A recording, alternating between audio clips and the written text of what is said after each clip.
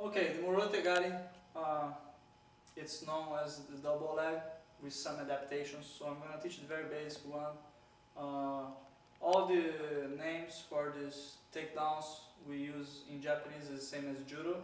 However, all the techniques for Brazilian Jiu-Jitsu application are adapted in a different way. So we can curve our bodies more, we can fight lower, we can hold the belt anytime for as many seconds as we want. So we don't have all the rules that Judo applies for the dispute of the grips and takedowns. Alright, so I'm going to teach you the basic way, and later on you see the adaptations for competition and a real fight. Okay. The Murotegari comes from the straight position, but I have to walk toward him and pass to the side. Alright, so I have to keep one leg before his base and the other one passing his base. Alright, I need to squat here, keep my ear on his knot of the belt. Alright, so you never put your head passing him because he can go for the guillotine forward here. Okay, so when you pass for the Murotegari, you come to the side. Alright, head on his belt, squat position, and now you come around his legs. Okay, you have the option to grab his joints and pull him and push with my hand, and you have the option to trap your own wrist here. Okay, it's a stronger grip, and you can pull his knees against each other and he lose the balance like that, so it's easier to fall. Okay. Alright, here comes the Murotegari in one motion.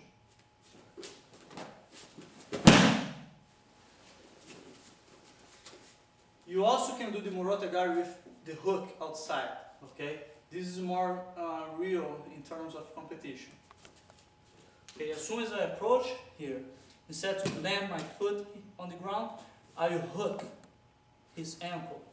Okay, in one motion.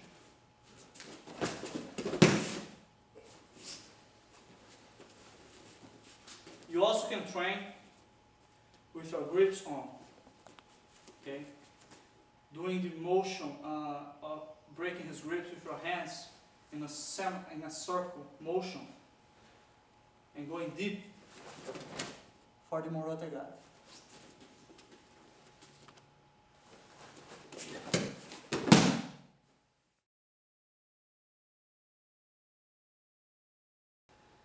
The Sotogari begins controlling his elbow and lapel. Most likely he's doing the same grip only. Okay.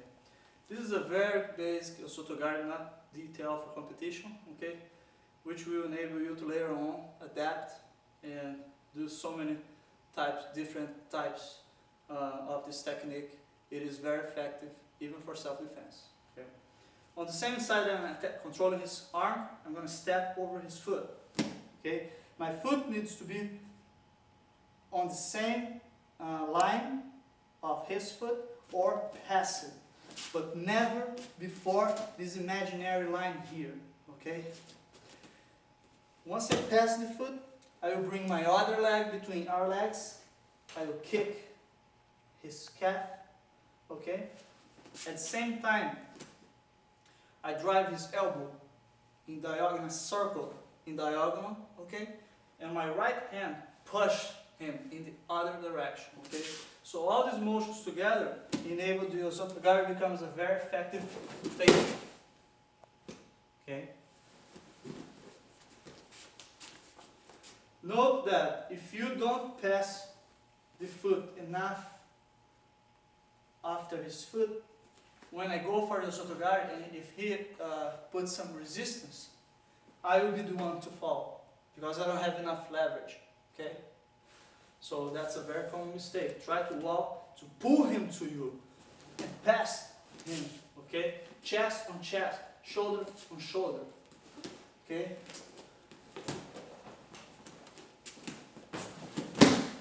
See that from here you have later on the armbar.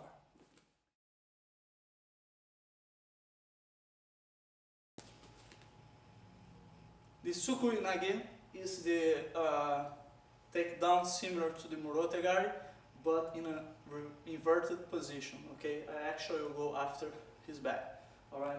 So as soon as I approach him, instead I go for the straight Murotegari here, I will pass my left arm over in front of him, and I will trap his joint behind his knees, okay? Note that my thigh must be behind his thigh as well, okay? If you are touching his legs right behind him and you pull him up, even if my opponent holds me here, he will sit on my leg like a chair. Look, that means that you're doing it in the correct position, okay?